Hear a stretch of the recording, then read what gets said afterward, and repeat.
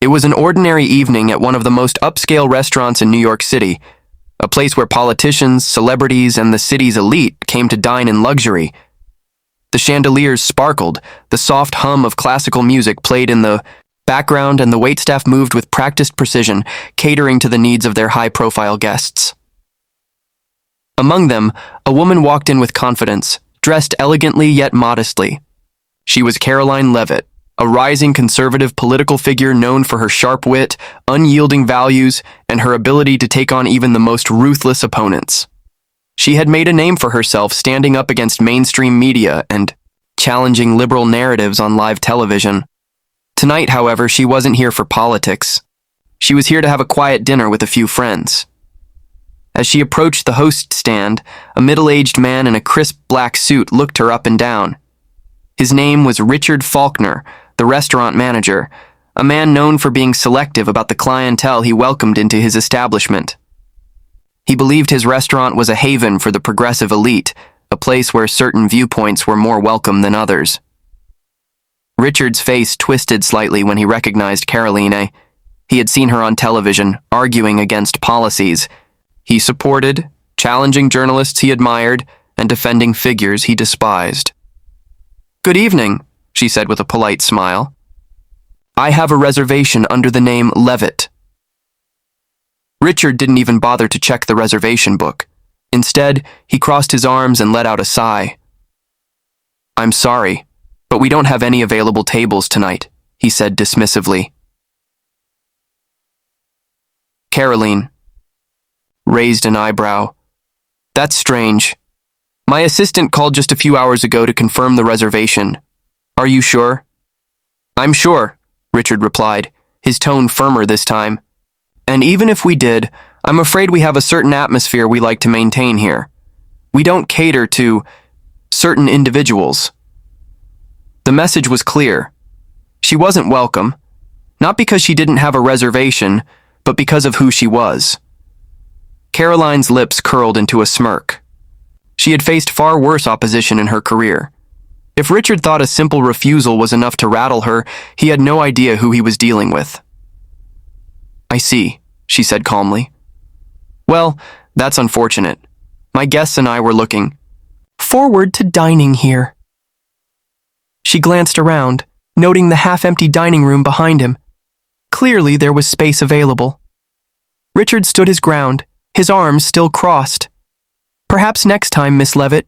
Have a good evening." Without another word, he turned away, signaling the conversation was over.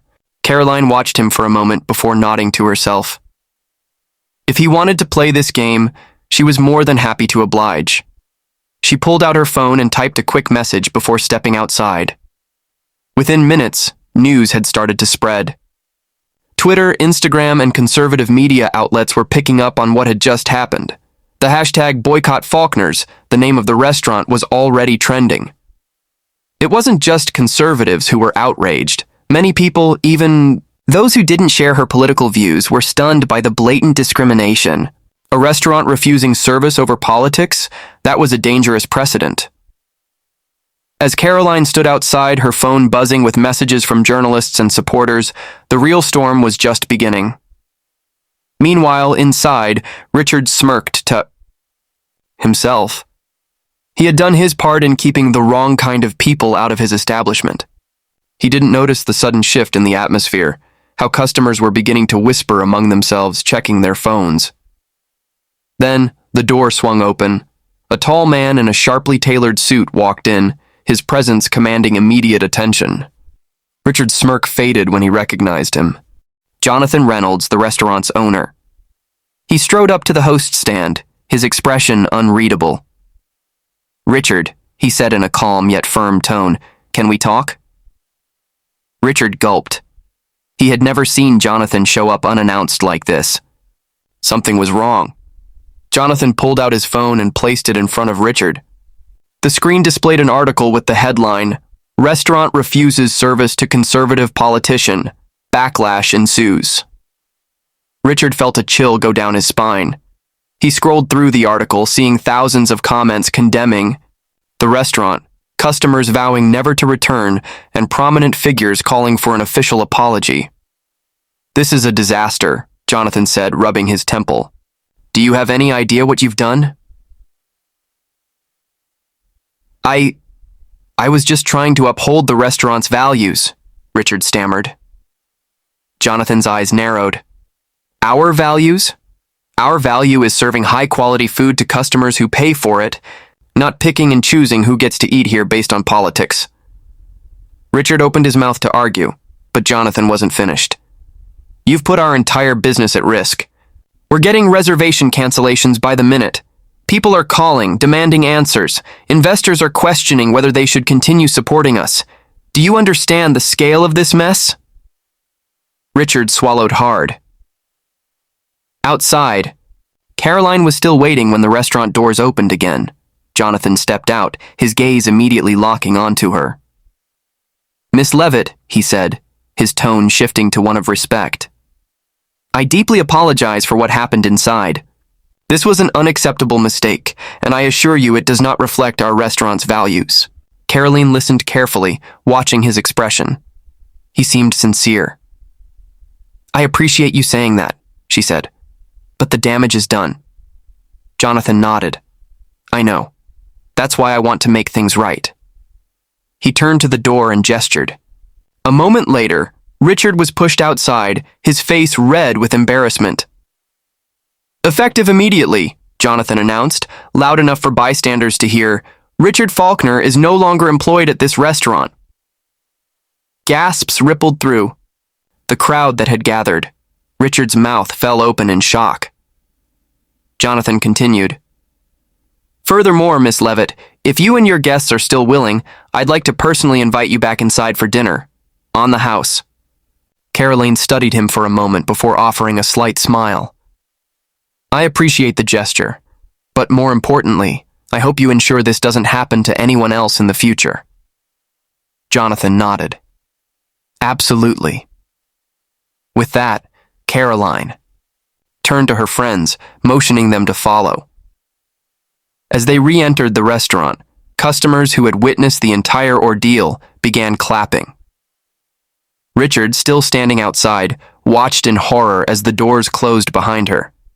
He had underestimated Karoline Leavitt, thinking she would simply walk away quietly. Instead, she had turned the entire situation around. As the night went on, the restaurant's social media posted an official apology, stating that discrimination of any kind had no place in their establishment. The backlash slowly began to subside, and customers started returning. But for Richard, his reputation was in shambles. No high-end restaurant would hire a manager who had caused such a public controversy. And as Karoline sat down for dinner, enjoying her meal with friends, she couldn't help but chuckle. Because once again, she had proven a simple truth. No matter how hard they tried, they couldn't silence her. As the evening progressed, Karoline and her friends enjoyed their meal, the tension from earlier slowly fading into the background. The restaurant staff, now under strict orders from Jonathan Reynolds, treated them with the utmost professionalism. Waiters refilled their drinks before the glasses were even half empty, and the chef personally came out to ensure everything was to their liking. It was clear the restaurant was doing damage control, but Karoline wasn't interested in holding a grudge. She had made her point.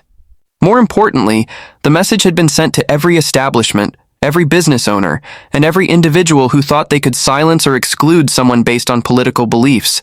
There would always be consequences. As they were finishing dessert, Jonathan returned to the table. "I just wanted to check in one last time," he said, his tone still apologetic. "I hope everything has been satisfactory." Karoline took a sip of her wine and nodded. "Everything's been great, thank you."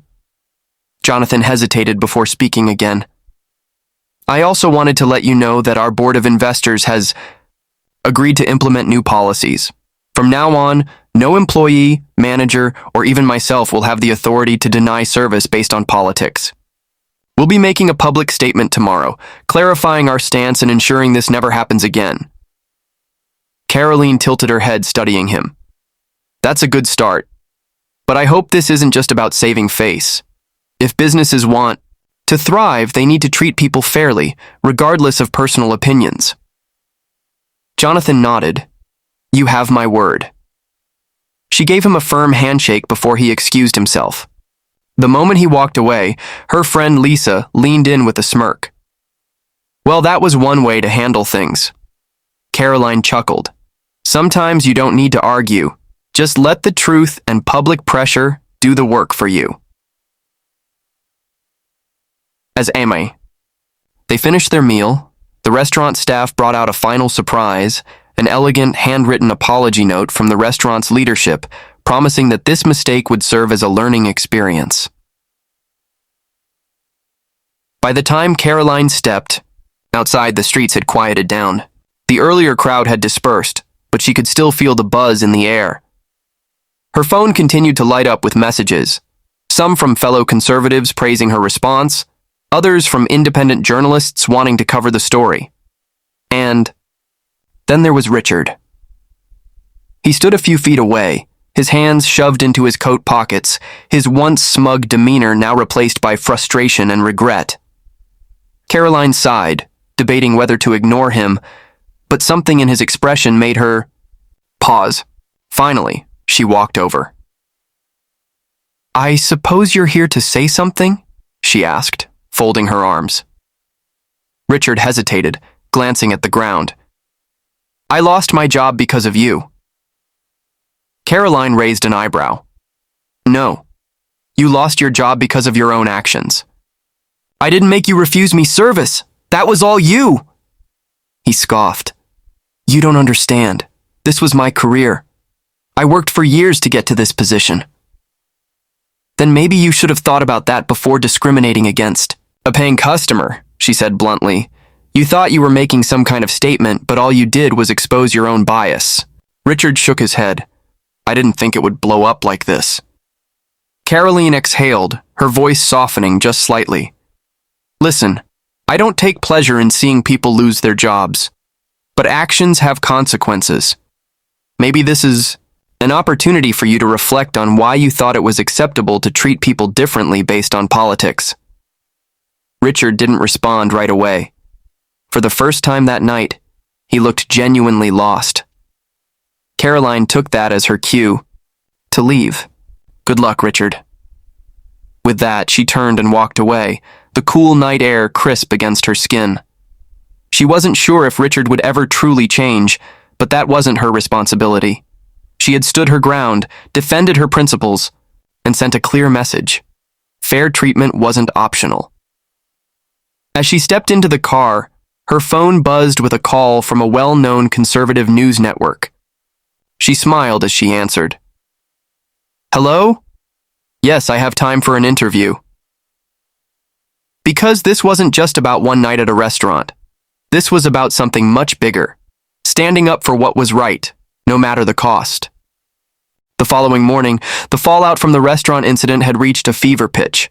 Conservative news outlets were covering it extensively, highlighting Karoline's calm and strategic handling of the situation. Meanwhile, even some neutral and left-leaning media sources acknowledged that the restaurant's actions had crossed a line. Karoline sat in the green room of a major news network, waiting for her scheduled interview. Her phone continued buzzing, messages from supporters, invitations from other media outlets, and even a few from high-profile political figures commending her for standing firm. Lisa, who had joined her for moral support, leaned over with a smirk. You realize you've just set the internet on fire, right? Karoline chuckled. Wasn't exactly the plan, but I'll take it. Lisa gestured toward the television in the room. A panel of analysts was discussing the incident. One of them, a liberal commentator, was attempting to downplay the situation. This isn't about discrimination, he argued. Restaurants have the right to refuse service. If a business owner doesn't want to cater to someone whose views they find offensive, that's their choice. Another panelist pushed back. Would you say the same if a liberal figure were turned away from a conservative-owned business? The outrage would be deafening. Karoline sighed. You see how they spin it? Lisa nodded. Typical, but honestly, I think this backfired on them. The restaurant's trying to clean up the mess, but their bias got exposed for the world to see. Just then, a producer walked in. "Miss Leavitt, you're up in 5. Karoline stood, adjusted her blazer, and took a deep breath. She wasn't nervous. This was familiar territory. The moment she was seated under the bright studio lights, the anchor greeted her with a smile. "Karoline, welcome. I'm sure it's been a whirlwind 24 hours for you." She nodded. "It certainly has." The anchor leaned in slightly. "Let's get right into it. Walk us through what happened that night." Karoline recounted the evening, sticking to the facts. She didn't exaggerate, didn't need to. The truth was damning. Enough. When she described how Richard Faulkner had smugly denied her service, the anchor shook her head. And then, just hours later, the restaurant's owner fired him and issued a public apology, the anchor noted. "Do you think that was the right response?" Karoline paused before answering. "I think it was a necessary response. Look, I don't want people to lose their jobs. But businesses need to understand that when they allow personal biases to dictate how they treat customers, there will be consequences. This isn't just about me, it's about the principle of fairness. If this could happen to me, it could happen to anyone." The anchor nodded. "Some are saying this is part of a broader pattern. Conservatives being treated unfairly in public spaces, on social media, in the workplace. Do you think this is just an isolated incident, or do you see it as part of something bigger?" Karoline leaned forward slightly. "Oh, it's definitely bigger than this one incident. We've seen time and time again how conservative voices are suppressed, mocked, and sometimes outright banned in various industries. This restaurant incident is just another example of a growing trend, one where certain political beliefs are deemed unacceptable by those in power." The anchor glanced at her notes. "There's been a lot of support for you online, but also some pushback. Some say you're overreacting, that you could have just gone to another restaurant. What's your response to that?" Karoline smiled. "That's the easy way out, isn't it? Just let it go. Just walk away. But if we keep walking away every time something like this happens, then the people who want to silence us win. This isn't about a meal. It's about standing up and saying, no, you don't get to treat people unfairly just because you disagree with them." The interview continued, covering broader topics related to political discrimination and free speech. By the time it wrapped up, Karolina's message was clear. She wasn't going to be intimidated, and neither should anyone else. As she stepped out of the studio, Lisa met her with a grin. "That was perfect." Karoline sighed, stretching her arms. "Let's just hope people actually listen." Lisa nudged her. "Oh, they're listening, trust me." Over the next few days, the public response only grew. The restaurant's apology did little to stop the damage. Some of their loyal customers refused to return, furious at how they had treated Karoline. Others saw their reversal as cowardly, accusing them of caving under pressure. Meanwhile, conservative audiences rallied behind Karoline even more. Invitations poured in for her to speak at conferences, panel discussions, and even political fundraisers. And as for Richard Faulkner? The former restaurant manager tried to lay low, but the internet never forgets. His name became synonymous with political discrimination. He applied to several other high-end restaurants, but none wanted to take the risk of hiring someone with such public baggage. In the end, he faded from the public eye, a cautionary tale of what happens when arrogance and bias collide with the wrong person. As for Karoline, she continued doing what she did best, standing firm in her beliefs, never backing down, and proving that no matter how hard they tried,